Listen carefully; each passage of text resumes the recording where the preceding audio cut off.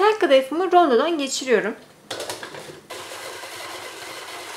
Dolu dolu bir yemek kaşığı tereyağını yakmadan eriteceğim.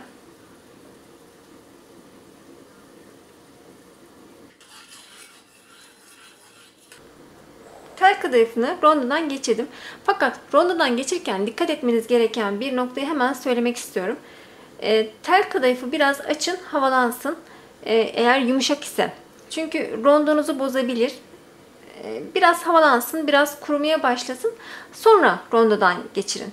Bakın şöyle. İsterseniz hani ronda kullanmak istemiyorum derseniz biraz havalandırın. Zaten hemen kuruyacaktır. Kuruduktan sonra da bıçakla kesebilirsiniz. Makasla kesebilirsiniz. Hangisi kolayınıza giderse. Şimdi tereyağını erittikten sonra üzerinde bakın şöyle bir kef oluştu. Şöyle gözüküyor değil mi? O kefleri ben şöyle bir kaşık yardımıyla alıyorum. Bir şekilde sade yağ hazırlıyoruz. Alt kısımdaki tortularını da almıyoruz. Onları da biraz sonra tabakta bırakacağız. Yine bu tavanın tabanında tortu oluştu. Tortuyu almadan üzerindeki yağ kısmını alıyorum. Bu kefleri almak için isterseniz süzebilirsiniz bir tülbent yardımıyla veya süzgeç yardımıyla. Çok daha temiz bir işlem yapmış olursunuz. Ama ben şimdi işin kolayına kaçtım ve süzmedim. Bu erittiğim tereyağını şöyle tel kadayıfıma güzelce ekliyorum, karıştıracağım. Bakın görüyorsunuz değil mi? Alt kısmında bir tortu var. O tortuyu almıyorum. Şöyle tel kadayıfını güzelce elimle karıştırıyorum. Tavama şöyle bir tatlı kaşığı tereyağı ile yağlıyorum.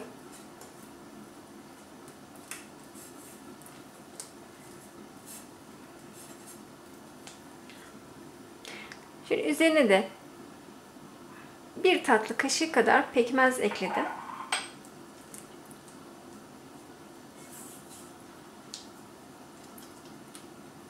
Tel kadayıfın yarısını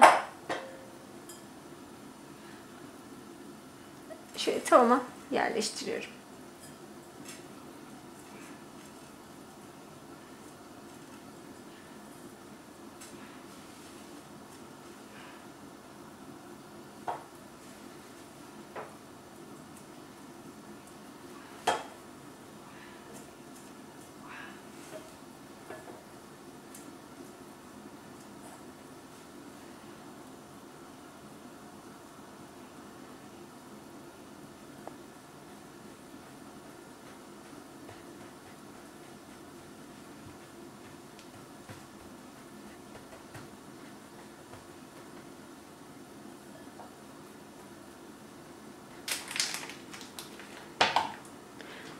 Şöyle üzerine dil peynirini kullanıyorum.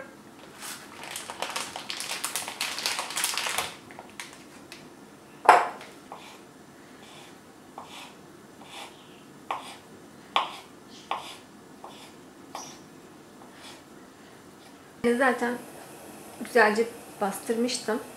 Tekrar sizinle beraber tekrar bastırıyorum. Ve doğramış olduğum peynirleri şöyle güzelce yerleştiriyorum. Peynirlerin üzerine yine tel kadayıfımı yerleştiriyorum.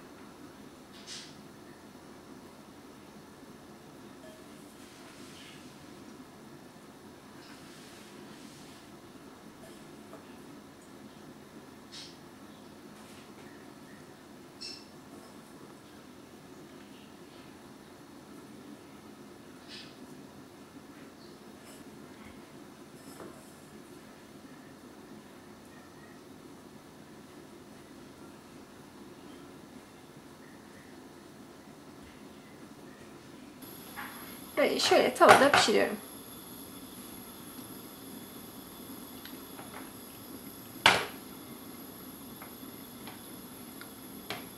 Alt kısmı piştikten sonra şimdi ters çevireceğim. Umarım çevirebilirim. Evet.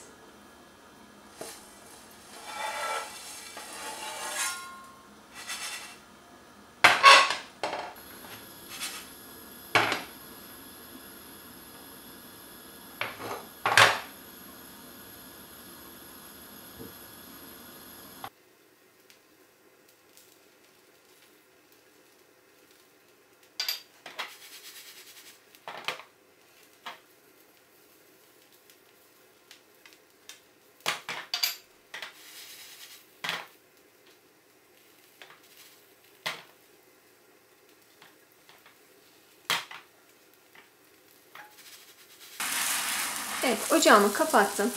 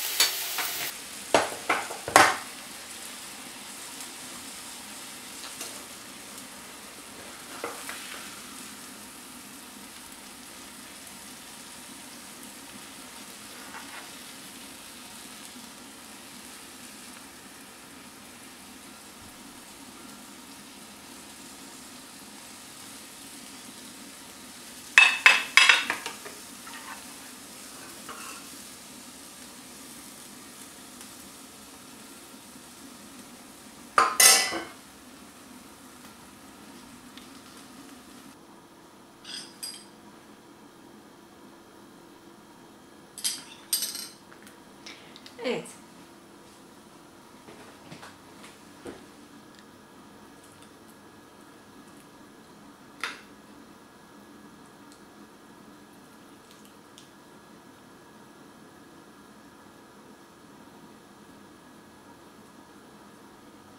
Evde kendiniz teflon tavada rahat bir şekilde künefenizi hazırlayabilirsiniz. Şahane.